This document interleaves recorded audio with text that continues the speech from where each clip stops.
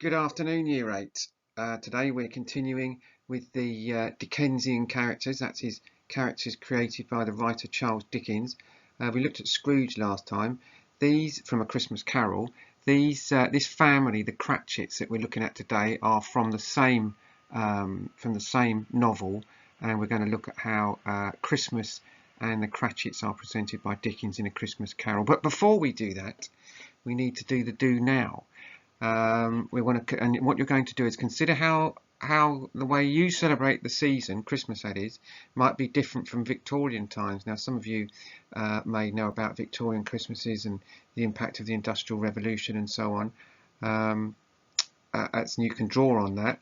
And how do you imagine people celebrated Christmas back then? What might be the differences between a rich household and a relatively poor one? Just write down some notes and we'll revisit that in a couple of slides' time.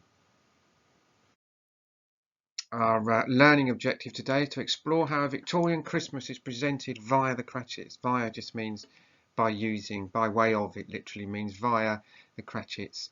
You don't worry about writing that in, of course, and the title is The Cratchits at Christmas. And before we begin in earnest, you're going to need a pen, a pencil and a highlighter, your exercise book, and a PDF of Christmas with the Cratchits, which I would have attached to class charts for you.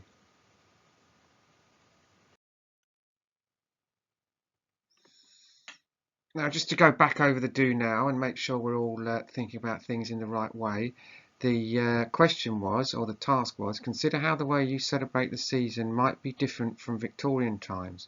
Over 100 years ago, how do you imagine people celebrated Christmas? What might be the differences between a rich household and a relatively poor one? Some interesting information here which will put into context what it is that we're going to look at today. Before Queen Victoria's reign started in 1837, nobody in Britain had heard of Santa Claus or Christmas crackers. No Christmas cards were sent and most people did not have holidays from work.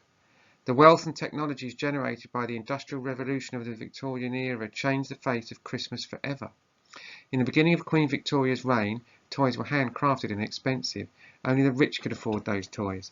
The factories, however, made a mass production of toys more affordable to the middle classes.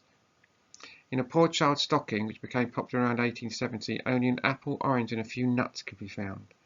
When Victoria came into power, chicken and turkey were too high a price for most to enjoy. Working class people would make do with rabbit. But on Christmas Day, Queen Victoria and her family in 1840 had beef and a royal roast swan. By the end of the century, most families had turkey for their Christmas dinner. So essentially, the Victorians invented Christmas as we know it today, all the gift giving and the cards and the lovely big meal and so on. So there we are. There's some contextual information for you before we go on.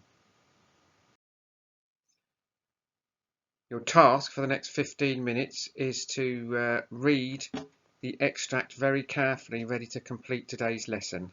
15 minutes it'll take you to do that. Now we're going to break down the extract into bits and do some analysis on it. So meet the Cratchits, examining the family, the Cratchit family. Here's a little extract. I'll read it and then we'll talk about the task. Then rose up Mrs. Cratchit, Cratchit's wife, dressed out but poorly in a twice-turned gown, but brave in ribbons which are cheap and make a goodly show for sixpence, and she laid the cloth, assisted by Belinda Cratchit, second of her daughters, also brave in ribbons, while Master Peter Cratchit plunged a fork into the saucepan of potatoes, and getting the corners of his monstrous shirt collar, Bob's private property conferred upon his son and heir in honour of the day, into his mouth, rejoiced to find himself so gallantly attired, and yearned to show his linen in the fashionable parks. And now two smaller Cratchits, boy and girl, came tearing in, screaming that as outside the baker's they had smelt the goose and known it for their own.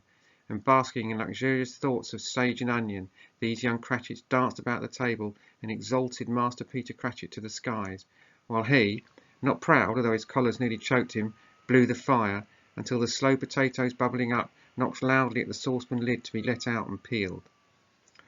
"What has ever got your precious father then?" said Mrs. Cratchit, "and your brother, Tiny Tim, and Martha want as late last Christmas Day by half an hour?" "Here's Martha, mother," said a girl, appearing as she spoke. "Here's Martha, mother," cried the two young Cratchits. "Hurrah! There's such a goose, Martha." Lovely, joyous scene, isn't it? That's proper Christmas going on there. Our task is, what do you learn about the Cratchit family from this extract? Just bullet point your ideas. 5 things you learn about them. I mean, one could be that they're clearly all love each other and they're very close. There's one. We also learn, how many family members there are and so on. So bullet point your ideas just for 5 minutes and then go on to the next slide. Now, just to review that task, we could say, I know you asked you to bullet point it, but here's a little paragraph. Despite their poverty, and they are very, very poor, the Cratchits are a very close family who celebrate Christmas by spending time together. Ironically, they are much happier than Scrooge is at Christmas and have a much happier time than he does, despite his wealth, as he has pushed away everyone that loved or cared about him.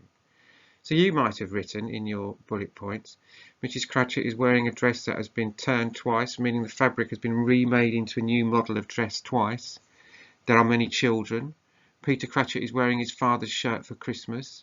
Martha arrived at the house earlier last year and so is living away from the family. You can add those to yours if you want, and then we'll move on to the next slide.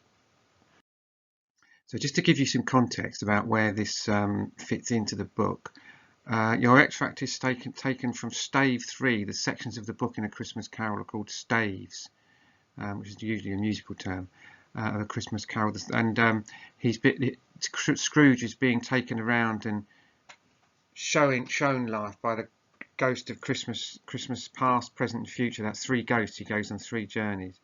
And this is the ghost of Christmas present has taken him to see. So Scrooge is looking at this lovely domestic, beautiful Christmas scene.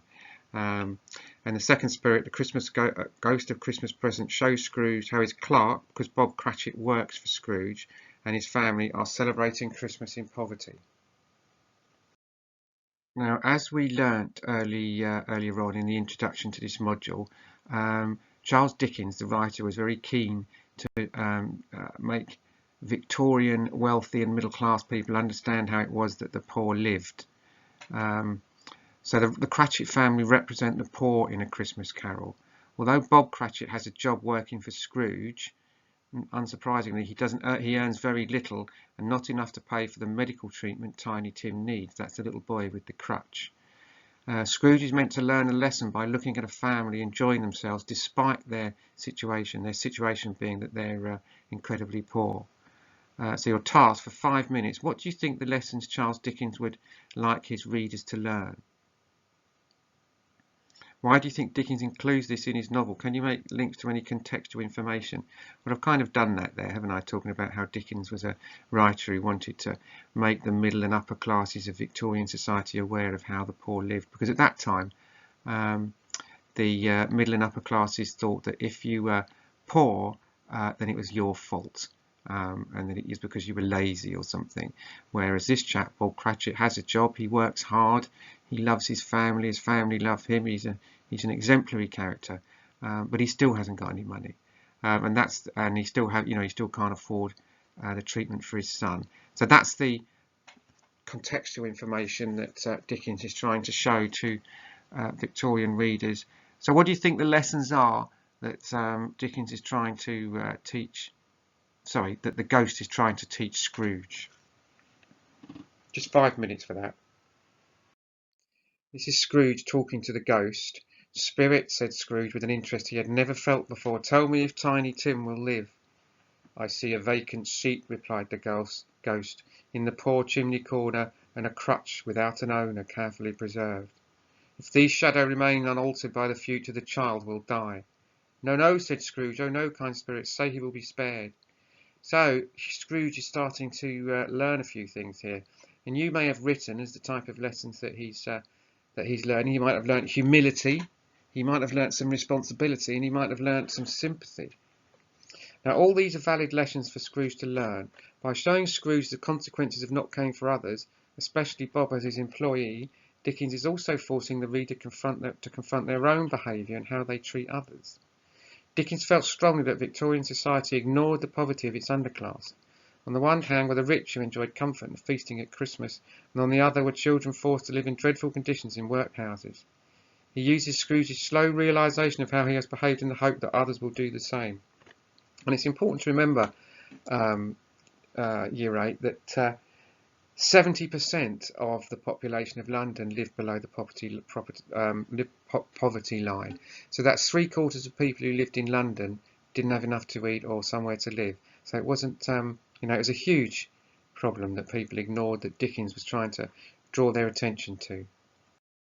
"No, no," said Scrooge. "Oh no, kind spirits, say he will be spared. If these shadows remain unaltered by the future, none other of my race," returned the ghost, "will find him here. What then? If he be like to die, he had better do it and decrease the surplus population."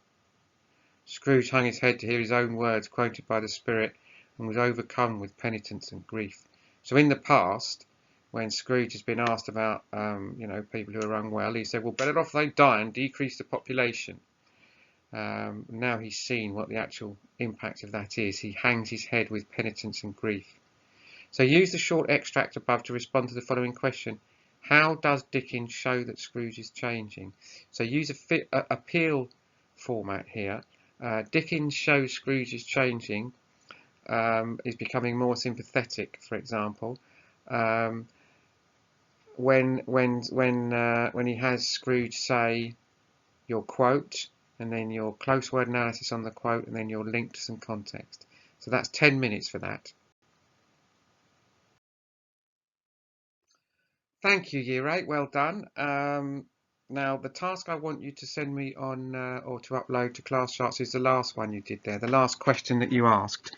So upload that for me for Class Charts. I'm very impressed by you've all got to grips with that. So well done, and I will speak to you tomorrow.